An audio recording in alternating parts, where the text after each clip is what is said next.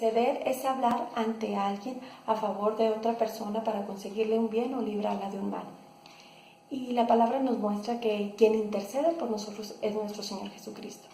Él, estando en la tierra, podemos ver que intercedía por nosotros a través de las sanidades que se hizo, a través de la misma crucifixión, que la palabra nos dice que el castigo de nuestra paz fue sobre Él. Ahí tomó un lugar que nos correspondía a nosotros, porque dice su palabra que la paga del pecado es muerte, y es lo que nos tocaba a nosotros, pero Él tomó nuestro lugar. Y en Lucas 23, 33 y 34 dice: cuando llegaron al lugar llamado la Calavera, le crucificaron ahí y a los malhechores, uno a la derecha y otro a la izquierda. Y Jesús decía: Padre, perdónalos porque no saben lo que hacen. Y repartieron entre sí sus vestidos echando suertes.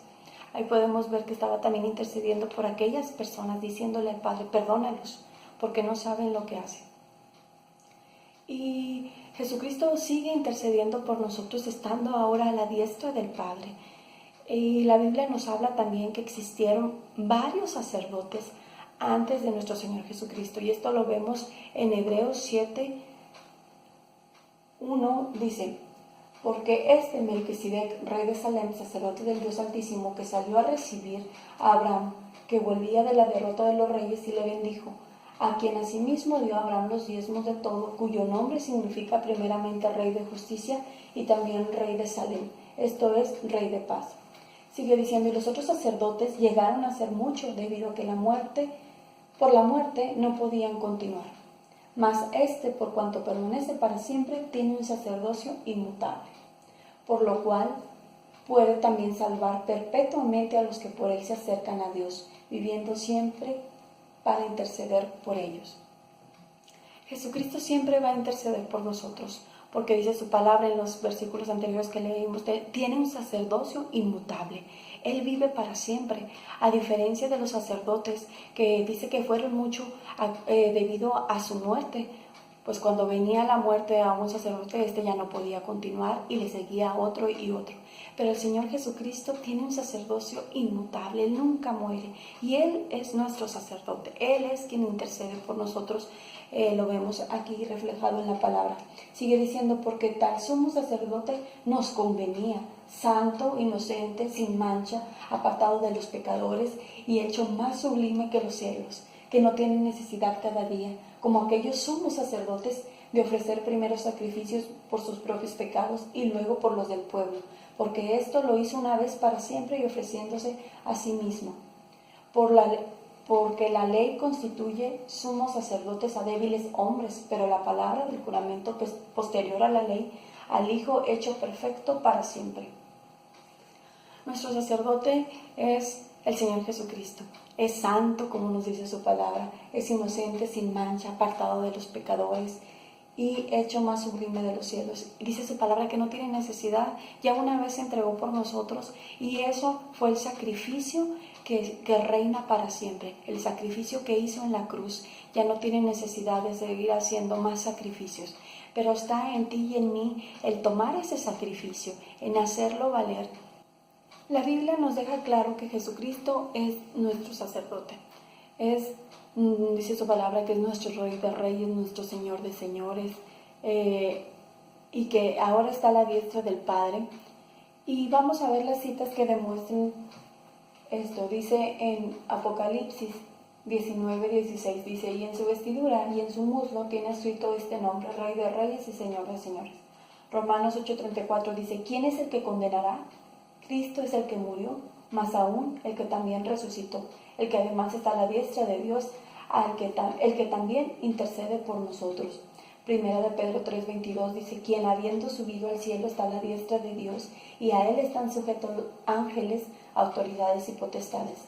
Segunda de Corintios 5:19 nos dice que Dios estaba en Cristo reconciliando consigo al mundo, no tomándoles en cuenta a los hombres sus pecados, y nos encargó a nosotros la palabra de la reconciliación. Con esto podemos ver claramente que el Señor Jesucristo es nuestro sacerdote y es quien intercede por nosotros.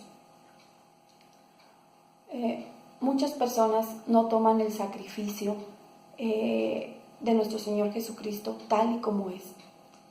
Pero si nosotros le agradáramos a Dios siendo como somos, viviendo una vida en contra de la voluntad de Él, viviendo una vida afanada en nuestra rutina normal, sin tener en cuenta todo lo que dice Él, entonces, ¿qué necesidad tendría Dios haber mandado al Señor Jesucristo? No habría ninguna necesidad si fuéramos agradantes ante Él de esta manera. Pero como no somos agradantes ante Él, habiendo pecado, dice, porque dice su palabra que el pecado es quien nos separa de Dios. Entonces, si nosotros no somos agradantes ante Él, es porque a través del pecado estamos separados. Entonces necesitábamos una reconciliación, que el pecado fuera quitado de nosotros y poder acercarnos al Padre. Y esto lo hizo Jesucristo a través de su crucifixión. Por eso acabamos de leer que dice que Dios estaba en Cristo reconciliando consigo al mundo, no tomándoles en cuenta a los hombres sus pecados, y nos encargó a nosotros la palabra de la reconciliación. La reconciliación solamente nos es dada a través del Señor Jesucristo, porque al aceptarlo en nuestros corazones, al vivir una vida agradante ante Dios, estamos llevando a cabo el propósito que Dios tenía.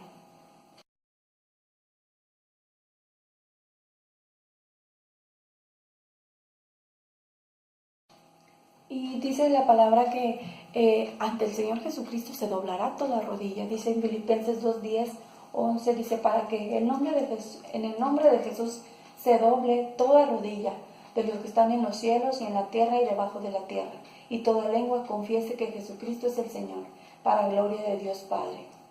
Primera de Juan 2:1 dice, hijitos míos, estas cosas os escribo para que no pequéis, y si alguno hubiere pecado, abogado tenemos para con el Padre, a Jesucristo el justo. En 1 Timoteo 2:5 dice, porque hay un solo Dios y un solo mediador entre Dios y los hombres, Jesucristo hombre. Juan 14:13-14 dice, y todo lo que pidieres al Padre en mi nombre lo haré, para que el Padre sea glorificado en el Hijo. Si algo pidieres en mi nombre, yo lo haré. Doblamos rodilla y oramos ante el Padre, pidiendo todas nuestras peticiones o dando gracias a través de nuestro Señor Jesucristo. Porque Él mismo lo dejó escrito, dice, todo lo que pidieres al Padre en mi nombre, lo haré para que el Padre sea glorificado en el Hijo. Si algo pidieres en mi nombre, yo lo haré. Pedimos al Padre, esa debe ser nuestra oración, pedir al Padre a través de nuestro Señor Jesucristo. Dice que Él lo hará, para que el nombre de nuestro Dios sea glorificado. Y aquí es donde hablamos de la oración. La oración tiene poder. Si tú quieres recibir un milagro, si tú quieres recibir una sanidad, que una petición que tengas sea contestada, esto solamente puede ser a través de la oración, porque la oración es hablar con nuestro Dios. Y ya viendo de la manera que tenemos que hacerlo, dice su palabra que la victoria solamente nos es dada de esta manera. Y como ejemplo podemos ver al Señor Jesucristo, que Él oraba. El Señor Jesucristo, al estar en la tierra, otro de sus propósitos era mostrarnos qué es lo que nosotros tenemos que hacer. Todo lo que nos deja escrito es porque Él ya lo hizo. Marcos 1:35, levantándose muy de mañana, siendo aún muy oscuro, salió y se fue al lugar del desierto y ahí oraba. Lucas 11:1-4 dice, aconteció que estaba Jesús orando en un lugar y cuando terminó uno de sus discípulos le dijo, Señor, enséñanos a orar, como también Juan enseñó a sus discípulos. Y les dijo, cuando oréis, decid, Padre nuestro que estás en los cielos, santificado sea tu nombre, venga tu reino, hágase tu voluntad como en el cielo así también en la tierra. El pan nuestro de cada día dánoslo hoy y perdona nuestros pecados porque también nosotros perdonamos a todos los que nos deben y no nos metas en tentación, mas líbranos del mal. La voluntad de Dios es agradable y perfecta. Si nosotros estamos diciendo, hágase tu voluntad, es porque queremos hacerla. Lucas 11:13 dice, pues si vosotros siendo malos sabéis dar buenas dádivas a vuestros hijos, ¿cuánto más vuestro Padre Celestial dará el Espíritu Santo a los que lo piden? Una oración que toda persona deberíamos hacer después de que aceptamos al Señor Jesucristo en nuestras vidas es pedir el Espíritu Santo. En videos anteriores hemos comentado que el Espíritu Santo es quien estaba con el Señor Jesucristo siendo Él humano, ¿verdad? Estando en la carne. El Espíritu Santo estuvo con Él y es por eso que Él podía tener un camino agradable ante Dios. Podía hacer la voluntad de Dios, porque ante la carne es difícil, ¿verdad? Pero veíamos también en unas citas que viviendo bajo el Espíritu, esto no es difícil. Ya estando en el Espíritu podemos obedecer a Dios. Ya con lo que hemos hablado, ¿cómo no amar al Señor Jesucristo? ¿Cómo no aceptarlo en nuestras vidas?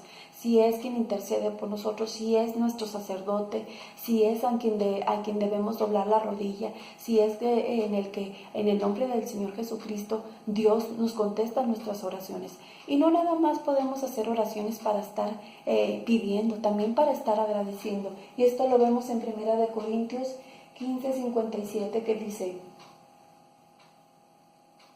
mas gracias sean dadas a Dios que nos da la victoria por medio de nuestro Señor Jesucristo. También como ejemplo tenemos a la iglesia primitiva, a los discípulos junto con las personas que aceptaron al Señor Jesucristo orando, dice que perseveraban en la oración.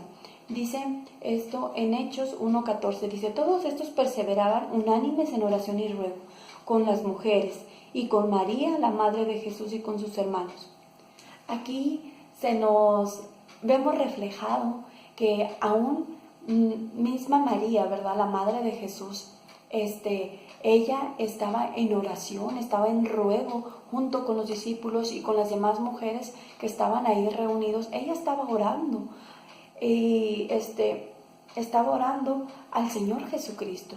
Entonces podemos ver que nada más al Señor Jesucristo se debe de pedir que nos sea contestada nuestra oración. Él es el único intercesor, no otra persona, no otra imagen, no otra figura, porque la palabra de Dios no dice más, nada más nos comenta el Señor Jesucristo. Y vemos aquí reflejada la misma María orándole a Dios. Misma María había sido enseñada cómo hacerlo y lo estaba haciendo. Otro ejemplo que vemos, también nos deja escrito que debemos seguir haciéndolo. En Mateo 26:41 dice: velad y orad para que no entréis en tentación. El espíritu, la verdad, está dispuesto, pero la carne es débil. Y en 1 Tesalonicenses 5:17 dice: orad sin... Una oración que debemos hacer es aceptar al Señor Jesucristo. Decíamos hace un momento que también hace la oración de pedir el Espíritu Santo. ¿Por qué hacemos la oración recibiendo al Señor Jesucristo? Dice en Romanos 10:9-10 que si confesares con tu boca que Jesús es el Señor y creyeres en tu corazón que Dios le levantó de los muertos, serás salvo. Porque con el corazón se cree para justicia, pero con la boca se confiesa para salvación. Tenemos que confesar que Jesús es el Señor. Hacer una oración confesando que Él es el Señor, ¿verdad? Arrepintiéndonos de todos nuestros pecados y pidiéndole que venga a reinar a nuestras vidas, ¿verdad? Para ser salvos. Aparte de orar, la Biblia también nos habla de ayunar. Ayunar es abstenerte de alimentos y bebidas por algún tiempo, con un propósito. ¿Cuál propósito? Con el propósito de acercarnos más a Dios, de venir ante Dios humillados, buscando su rostro, buscando su voluntad. Y Dios escucha. Tenemos un Dios vivo, un Dios que escucha, que ve todo y que hace su voluntad. Pero, ¿qué más nos sigue diciendo la Biblia a través del ayuno? En Isaías 58 dice: que me buscan cada día y quieren saber mis caminos, como gente que hubiese hecho justicia y que no hubiese dejado la ley de su Dios. Me piden justos juicios y quieren acercarse a Dios, porque dicen: ayunamos y no hiciste caso, humillamos nuestras almas y no te diste por entendido. He aquí que el día de vuestro ayuno buscáis vuestro propio gusto y oprimís a todos vuestros trabajadores. Aquí nos está hablando porque a veces muchos podemos decir: pero si estoy ayunando, ¿por qué Dios no contesta mi petición? ¿Por qué Dios no hace su voluntad sobre mi vida? Y aquí podemos darnos cuenta que porque a veces dice: he aquí que el día de vuestro ayuno buscáis vuestro propio gusto y oprimís a todos vuestros trabajadores. Y sigue diciendo, he aquí que para contiendas y debates ayunáis, para herir con el puño inicuamente. Dice, no ayunéis como hoy, para que vuestra voz sea oída en lo alto. O sea, podemos entender que sí ayunamos, pero seguimos con una vida desagradante ante Dios, como es el ofender a nuestros hermanos, ¿verdad? Buscar nuestro propio gusto. Dice, y oprimís a vuestros trabajadores. A veces estamos oprimiendo a otras personas con nuestras actitudes. Dice aquí, he aquí que para contiendas y debates ayunáis y para herir con el puño inicuamente. Entonces, hay cosas que tenemos que dejar de hacer para ser agradantes ante Dios. Dice, no ayunéis como hoy para que vuestra voz sea oída en lo alto. Dice, está el ayuno que yo escogí, que de día aflija al hombre su alma, que incline su cabeza como junco y haga cama de silicio y de ceniza. ¿Llamaréis a esto ayuno y día agradable de Jehová? Dice, ¿no es más bien el ayuno que yo escogí desatar las ligaduras de impiedad, soltar las cargas de opresión y dejar ir libres a los quebrantados y que rompáis todo yugo? ¿No es que partas tu pan con el hambriento y a los pobres errantes albergues en casa, que cuando veas al desnudo lo cubras y no te escondas de tu hermano? Entonces nacerá tu luz como el alba y tu salvación se dejará ver pronto, irá tu justicia delante de ti y la gloria de Jehová será tu retaguardia. Entonces invocarás y te oirá Jehová, clamarás y dirá él, heme aquí, si quitares del medio de ti el yugo, el dedo amenazador, el hablar vanidad. Y si dieres tu pan al hambriento y saciares al alma afligida, en las tinieblas nacerá tu luz, y tu oscuridad será como el mediodía. Jehová te pastoreará siempre, y en la sequía saciará tu alma, y dará vigor a tus huesos. Y serás como huerto de riego, como manantial de aguas, cuyas aguas nunca faltan. Para hacer un ayuno agradante ante Dios, tenemos que quitar todo lo que es desagradante ante Él. Compartir el pan, ¿verdad? Nos dice, cubrir al desnudo, quitar el yugo amenazador de nuestras vidas, o sea, todo lo que está continuamente señalándonos que eso no le agrada a Dios, hay que quitarlo de nosotros. Entonces, el ayuno debemos de hacerlo empezando por todo esto, por pedirle a Dios que nos ayude, ¿verdad? Que nos ayude a quitar todo lo que le es desagradante ante Él. Entonces dice que cuando hagamos todo eso, que nacerá la luz como el alba, ¿verdad? Y también nos habla que debemos dejar de hablar vanidad. Todo en este mundo es vanidad, todo, y eso es desagradante ante Dios. Muchas personas pueden decir, pero yo no le hago daño a nadie, yo no peco porque yo no tengo alguna adicción, yo no mato, no robo. Pero no solamente el pecado engloba todo esto, también engloba a la vanidad, al afán. Y todo esto Dios quiere que nos sea quitado. Dios nos quiere que vivamos en una vida de santidad. Dice, es una realidad que muchas veces no se habla, pero dice, sin santidad nadie verá al Señor. Otra cita dice, ser santos como yo soy santo. Entonces hay que estar haciendo, pedirle a Dios que nos ayude a hacer cambios en nuestra vida, de tal manera que le seamos agradantes. Y por ahí empezar nuestro ayuno, para que nos sea quitado todo esto. Sigue diciendo sobre los ayunos, dice, cuando ayunéis no seas austeros como los hipócritas, porque ellos demudan sus rostros para mostrar a los hombres que ayunan. De cierto os digo que ya tienen su recompensa, pero tú cuando ayunes unge tu cabeza y lava tu rostro, para no mostrar a los hombres que ayunas, sino a tu Padre que está en secreto, y tu Padre que va en lo secreto te recompensará en público. Hablando de que Jesucristo vino a enseñarnos, Él también ayunó. Dice en Mateo 4:2, y después de haber ayunado 40 días y 40 noches, tuvo hambre.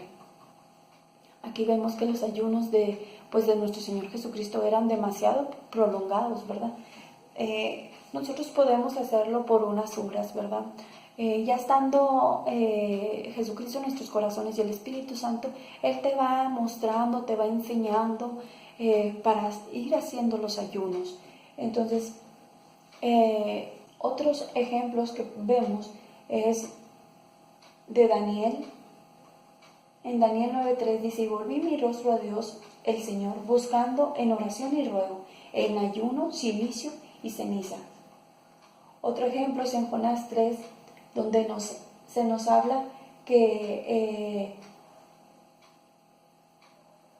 El pueblo de Nínive era un pueblo desagradante ante Dios, muy desagradante ante Dios, ante todas sus actitudes, ante todo lo que hacían. Y Dios le dijo a Jonás que iba a destruir a Nínive. Pero Nínive se arrepintió. Cuando supo lo que Dios pensaba de ellos, se arrepintieron y decidieron entrar en oración y en ayuno. Y esto lo vemos que dice: y comenzó Jonás a entrar a la ciudad camino de un día y predicaba diciendo: de aquí a 40 días Nínive será destruida. Y los hombres de Nínive creyeron a Dios y proclamaron ayuno y se vistieron de cilicio desde el mayor hasta el menor de ellos. Dice: e hizo proclamar y anunciar en Nínive por mandato del rey y de sus grandes, diciendo: hombres y animales, bueyes y ovejas, no gusten cosa alguna.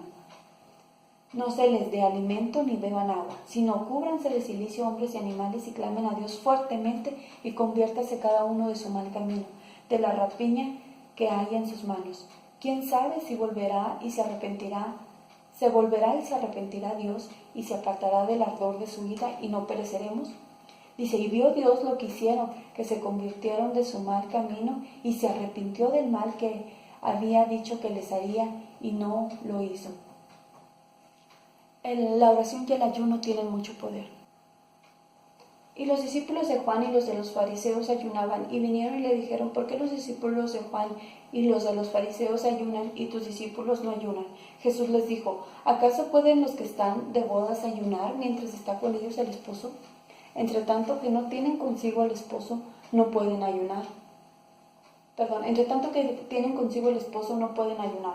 Pero vendrán días cuando el esposo les será quitado y entonces en aquellos días ayunarán. O sea, Jesucristo se refiere a que Él era el esposo, ¿verdad? Que estaba con ellos. Dice: ¿acaso pueden los que están de bodas ayunar mientras está con ellos el esposo? El Señor Jesucristo estaba con los discípulos, es por eso que ellos no tenían que ayunar. Dice: pero vendrán días cuando el esposo les será quitado y entonces en aquellos días ayunarán. Desde que el Señor Jesucristo murió y resucitó y se fue a la diestra del Padre, entonces vemos en el Nuevo Testamento cómo los discípulos empezaron a ayunar, porque como acabamos de leer, ya el Señor Jesucristo no estaba con ellos. Entonces de igual manera tenemos nosotros que ayunar.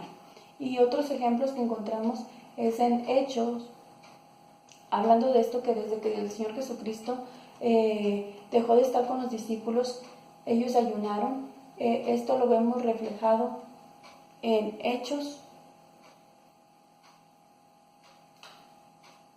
14:23, dice: y constituyeron ancianos de cada iglesia, y habiendo orado con ayunos, los encomendaron al Señor en quien habían creído. Segunda de Corintios dice 6, del 4 al 5, antes bien nos recomendamos en todo como ministros de Dios, dice Pablo, en mucha paciencia, en tribulaciones, en necesidades, en angustias, en azotes, en cárceles, en tumultos, en trabajos, en desvelos y en ayunos.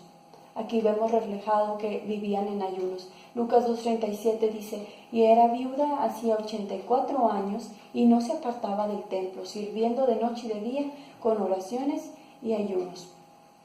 Una persona ya grande de edad la vemos reflejada, que ella hacía oraciones y ayunos. Entonces el creyente debe de estar viviendo en estos días también en oración y en ayuno. Son armas muy fuertes que tenemos para poder vivir una vida agradable ante Dios, para poder vencer todo lo que se venga en el nombre del Señor Jesucristo. Y soy testiga de que la oración y el ayuno tienen mucho poder, porque quiero contar mi testimonio. Yo estuve viviendo en un tiempo donde mi salud se vio afectada. Eran estudios tras estudios para detectar qué es lo que estaba pasando en mí. Y al principio me manejaban que tenía una fiebre tifoidea, luego que era estrés. Y en fin, no me detectaban una enfermedad que pudiera armar el cuadro que yo estaba teniendo de síntomas. La última doctora que me atendió dice: es que no me armas un cuadro para diagnosticarte una enfermedad. Dijo: solo que tú tengas cáncer. Me dijo que me hiciera unos estudios para detectar algún cáncer. Pero antes de esto yo vine humillada ante Dios y le Le pedí que perdonara mis pecados, hice mi oración de arrepentimiento como si fuera la primera vez, porque quiero aclarar que yo ya tenía conocimiento de la palabra de Dios por muchos años. Pero antes de que me pasara todo esto, estos síntomas a mi vida, antes de que vinieran, yo estuve alejada de Dios en oración, en ayuno. Ya no ayunaba, tenía años sin ayunar. A veces asistía a la iglesia, a veces no asistía, porque me encerré en mi vida cotidiana de mi familia, mis niños, y vivía una vida afanada también por querer tener más, como toda persona. Y Dios bendice, ¿verdad? Dios bendice, pero el estar afanada por tener cosas materiales, por vivir una vida rutinaria donde no tomamos en cuenta lo que dice el Señor Jesucristo, eso es vivir en pecado. Eso sí es pecado. Y yo vine, reconocí cómo estaba viviendo y pedí perdón. Y Dios en un sueño me revelaba lo que tenía que hacer, que era entrar en oración y en ayuno. Y yo vine a oración y en ayuno y aquí está el resultado. Eso fue el año pasado, cuando mi cuerpo se vio tan agobiado. Sentía una pesadez sobre mi cabeza muy fuerte, demasiado fuerte, que debilitaba todo mi cuerpo. No podía tener movimiento por mí misma. Entonces tuve que irme a vivir hasta la casa de mi mamá porque no podía atender a mis hijos. Entonces después de esto, eso pasaba mes tras mes y a la misma hora. Luego el último mes estuve así por 4 meses. Me ponía así, pero nada más era por unos días y ya luego yo vivía normal. Y luego al decir el siguiente mes a la misma hora volví a pasarme lo mismo y solamente era por unos días. Y así estuve viviendo al 4.º mes, ya los síntomas ya no se me quitaban. Y aparte entró mucho miedo, muchos nervios a mi vida. Entonces me daba mucha hambre, comía demasiado y no saciaba mi hambre. Entonces en el sueño que Dios me daba, que es a través, usaba a mi abuelo paterno que está vivo, él me decía: hija, tú no tienes enfermedad, lo tuyo es guerra espiritual. Ahí supe, ahí Dios me mostraba que esto no era bueno, que la maldad había venido a mi vida. Y me decía mi abuelo: tú tienes que ponerte en oración y en ayuno. Entonces me hice los estudios. Yo no podía irmelos a hacer porque yo empezaba a comer desde las 6 de la mañana, pero yo después de este sueño creí que este sueño era de Dios. ¿Por qué? Porque oración y ayuno solamente lo encontramos en la Biblia. Y cuando lo empecé a hacer, cuando Dios me ayudaba a ayunar, vino la libertad a mi vida. Esa opresión demoníaca, porque así es el nombre de lo que me estuvo pasando, era una opresión demoníaca. Los demonios gobernando mi salud, teniendo en sus manos mi salud. Por eso venían todos estos síntomas que ante la ciencia médica no había explicación y no la podían encontrar, no podían encontrar una enfermedad, porque esto era una opresión demoníaca. Pero para la gloria y para la honra de mi Dios, para exaltar el nombre de mi Señor Jesucristo, de mi Dios Todopoderoso, de mi Jehová de los ejércitos, Él me dio la libertad a través de la oración, el ayuno, la lectura de la palabra. Ya no nada más la leía, sino que la estudiaba. Dios en una oración quitó todo ese mal, porque yo vine humillada ante Dios. Entonces yo sé que a lo mejor tú ahorita no tienes una necesidad como la que yo tuve el año pasado. A lo mejor tú no tienes, es más, ninguna enfermedad, ni estás pasando por algún problema. Hay quienes sí tienen problemas, ¿verdad? Y la oración y el ayuno tienen mucho poder. Y te puedo decir que utilices estas armas que Dios nos ha dado para que puedas vencer todo problema, toda tentación, toda dificultad, toda enfermedad, toda necesidad que tú tengas. Ponte en oración y en ayuno y tú verás los resultados. Lo hemos visto que el Señor Jesucristo lo hacía, que quienes creyeron en Él, sus discípulos y la demás gente que se iba añadiendo a la iglesia primitiva, hacían oración y ayuno. Y nosotros tenemos que estarlo haciendo. Nosotros podemos ver nuestras victorias a través de la oración y el ayuno. Pero te decía, a lo mejor hay quienes no tienen una necesidad, alguna enfermedad, alguna petición.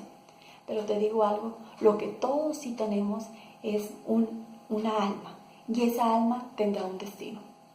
O estar con Dios o estar en el infierno. Ya está escrito: todos los que no se hallaren escritos en el libro de la vida serán echados al lago de fuego.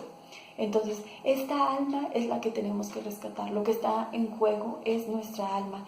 Entonces hay que vivir agradantes ante Dios. Y Dios nos ha dicho que hay que estar en oración y en ayuno. Entonces hay que estarlo haciendo. Yo te invito a que tú, si eres creyente, implementes el ayuno. Si no lo has implementado en tu vida cristiana, implementa el ayuno y tú verás el poder que tiene esta arma que Dios nos ha dado, que es el ayuno. Este es mi testimonio, ¿verdad? Y me da gusto exaltar el nombre del Señor Jesucristo, porque Él es quien me dio libertad. Me hice los estudios para efectivamente corroborar que yo no tenía ninguna enfermedad, y todos fueron negativos. Entonces Dios me revelaba en el sueño que lo mío era guerra espiritual, y pude sentir la libertad de Dios. Tenemos un Dios que liberta, que sana, pero que sobre todo que da salvación y vida eterna. Dice Primera de Timoteo 2:5.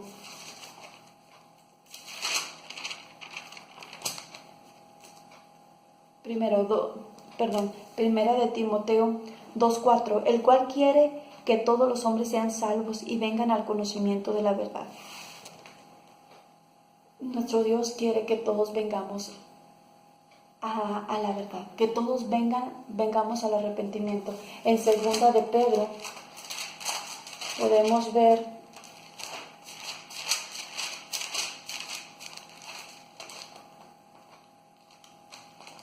en Segunda de Pedro 3:9 dice: el Señor no retarda su promesa, según algunos la tienen por tardanza, sino que es paciente para con nosotros, no queriendo que ninguno perezca, sino que todos procedan al arrepentimiento.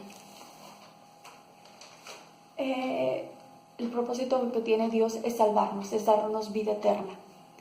Y yo quiero que reflexionemos que un día Dios va a terminar como el mundo, así como quiso terminar con Nínive, así como terminó con Sodoma y Gomorra, con aquellas ciudades que vivían como ahora estamos viviendo, con la maldad multiplicada, con la vanagloria a todo lo que da, con la vanidad, la vanagloria, el afán, todo desagradante ante Dios. Un día Dios va a acabar con todo esto, pero Dios quiere que todos vengamos a arrepentimiento.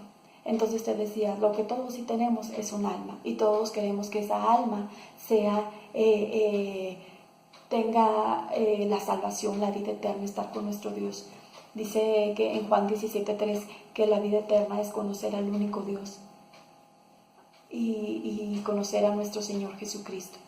Entonces, y yo quiero comentarte ahorita algo que escuchaba el día de ayer en un video.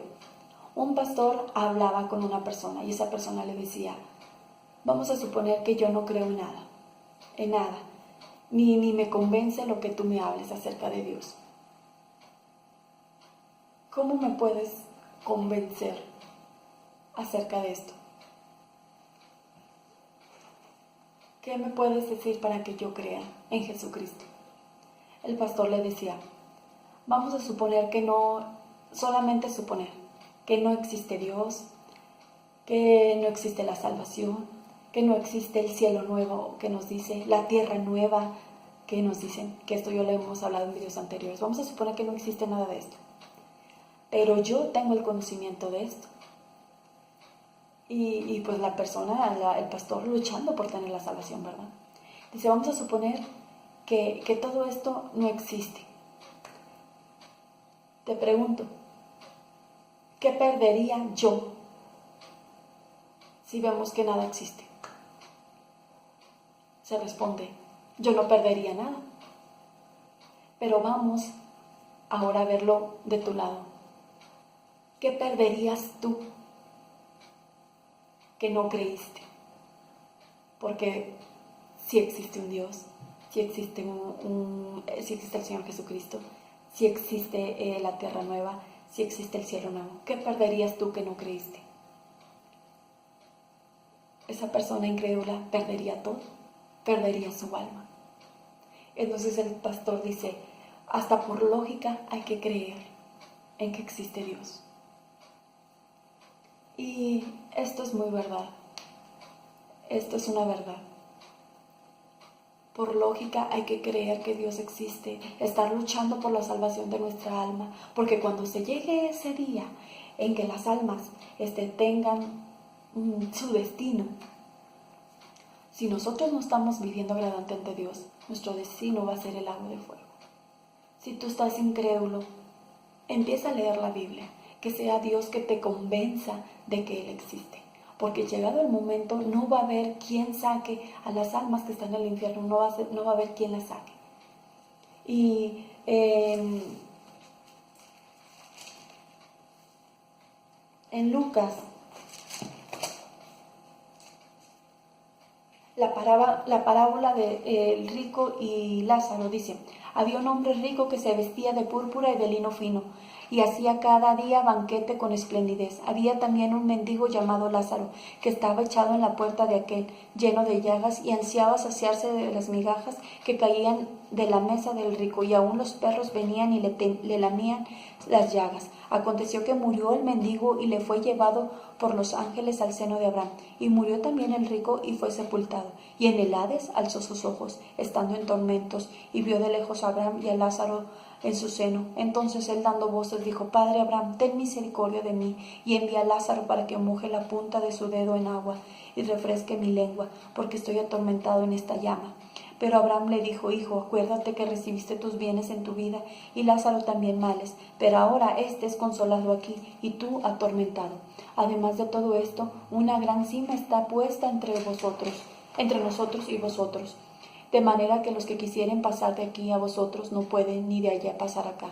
Entonces les dijo, te ruego pues, Padre, que le envíes a la casa de mi padre, porque tengo 5 hermanos, para que les testifique, a fin de que no vengan ellos también a este lugar de tormento.